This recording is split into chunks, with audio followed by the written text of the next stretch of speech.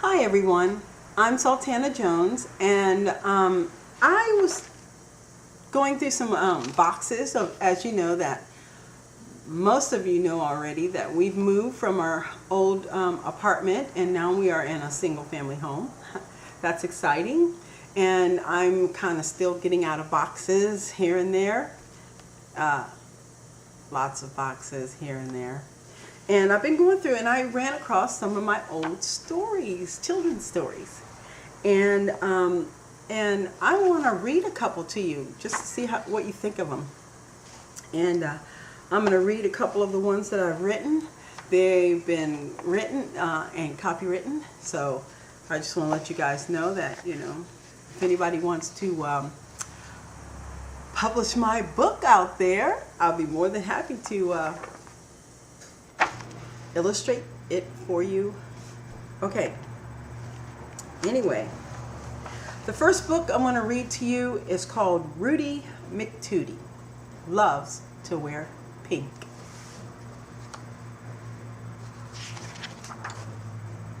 This book is dedicated to Annaleah, my own snooty Mctooty.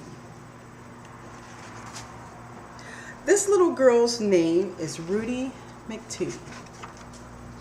Yes, she's a Mctooty from the top of her hair, and you know this Mctooty by the clothes that she wears. When Rudy Mctooty gets dressed for the day, she opens her closets to find clothes for play. This sweet little snooty never has to think of what color to wear because everything's pink. Yes, there's no mistaking. You have heard me completely right. Everything in her closet, everything in sight was pink in the morning and pink in the night. Miss Rooty Mctooty, with her true pink obsession, wanted anything and everything in her true pink collection. So Rudy Mctooty, with her purse in her hand, would call for the driver with a shopping spree plan. With a point of a finger, every pink that she'd see, she would simply say, "Driver, stop and buy that for me." Well, this snooty Mctooty didn't know for sure that the road on Tater would have a detour. She was driving down Tater Street headed for King's, where the pinkest of pink things were seen. She found herself driven to a new part of town full of color and children and new sights and sounds. "What is this?" she asked herself. She was truly surprised. When she saw the children playing, she had tears in her eyes. Why, these children are all happy. No sad faces seen. And look at the colors. There was red, blue, and green. "Stop the car! Stop the car! Stop the car! I must see why all of these people are living pink free. The colors are lively. They are all brand new. I've never known colors the way that they do." And at that very moment, deep down in her heart, the pink things that she once wanted, she now wanted no part. For the rainbow of colors she has found that lives here can simply, most simply, live anywhere. Well, the lesson Miss Rooty Mctooty has earned will stick with her for a lifetime. A lesson well learned. That the rainbow of colors, which now includes pink, gives Miss Rooty Mctooty a new mind to think. Wasn't that great? I love this story. And so I dedicated it to my daughter, who loves fashion, and she loves to dress up in this thing and that thing. Even now, when she's like almost 18, she still is like really fashionable. So that was Rudy Mctooty, Loves to Wear Pink, and it was written by Sultana Jones. The next one I want to read to you is called Mr. Willy Wee Winkly, Will You Cut Down Those Weeds? Written by Sultana Jones. This book is dedicated to all green thumbs out there, like a Pastor Raymond who could make even a silk plant grow. Amazing. Little note there. I did kill a silk plant. I just want to let you know. I don't have a green thumb, and nobody told me you can't put a silk plant in water because the water will come up the silk plant and it would mold and then die. Well, I killed the silk plant. So if you want to give me a plant, don't let it be a live one, and definitely not a silk plant. So anyway, that was free. That was commercial. All right. In the town of Velvedue, in a house quite distinctly, lived a strange little man named Willy Wee Winkly. Now, what made Winkly strange was not his feet or his nose, or that his hair was kept combed in a neat little row. And though he wore pants that were half checkered and half striped, and on the top of his head he wore a small light, not as strange as in strange, like some strangeness could be, but what made Winkly strange was his garden of weeds.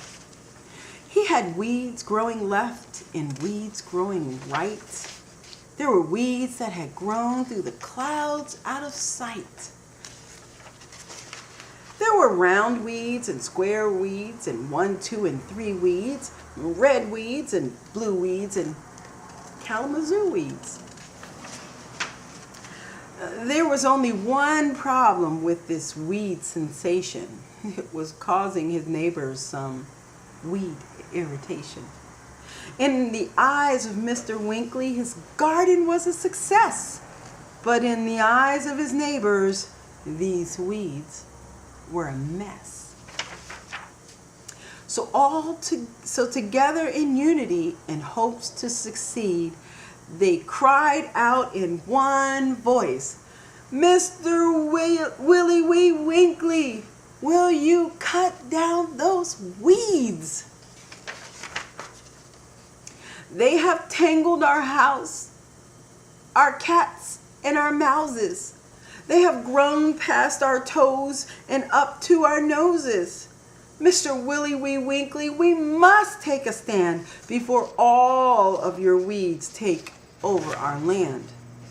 The weed complaint seemed to go on and go on. Yes, the weed complaint went on from sunset till dawn. Then taking a pot, he gained everyone's attention while holding on tight to his small weed invention. Then clearing his throat to be heard loud and clear, he said, listen, my dear neighbors, you have nothing to fear. From the top of this plant down to its dear little root, it's a plant, not a weed. It's a zoot-a-mazoot. It's a hard-working plant that waits for your command to help you when you need to take work off your hands. You just need to only say, Zoot, come here or there stay, and this dear little plant is happy to obey. Now the 1, 2, and 3 plant is a great sensation. It helps keep numbers straight in the month of taxation. Well, the Kalamazoo helps you clean off your plate, and it will clean them real good before time gets too late. But wait, my dear neighbors, I have planted more seeds, and this plant is nothing compared to the seed. Then Mr. Winkly let out a big sneeze, and up out of nowhere popped the seed. Now this plant is amazing. You'll see that it's true that the seed is that the seed, if you race it, will outrace you. Whether painting a fence or tying a shoe, the seed is so smart it can do homework too. Just put it to work. Try real hard to do your best, and this little plant will pass the entire work test. When Winkly was finished speaking, not a sound could be heard. All the neighbors stood there. All the neighbors just stood there and spoke not a word until someone cried, "Hip, hip, hooray! Mr. Winkly has saved the day." With a hip, hip, hooray and a toss in the air by a zoot that just happened to be growing there. So next time that you complain about your neighbor's weeds, just take a close look. It just might be a seed. Well, my friends, I really enjoyed reading that story, and I'm run out of time, but I've got a couple more to read if you don't mind. Oh my gosh, I'm rhyming even outside of my stories. So I'll see you in the next video.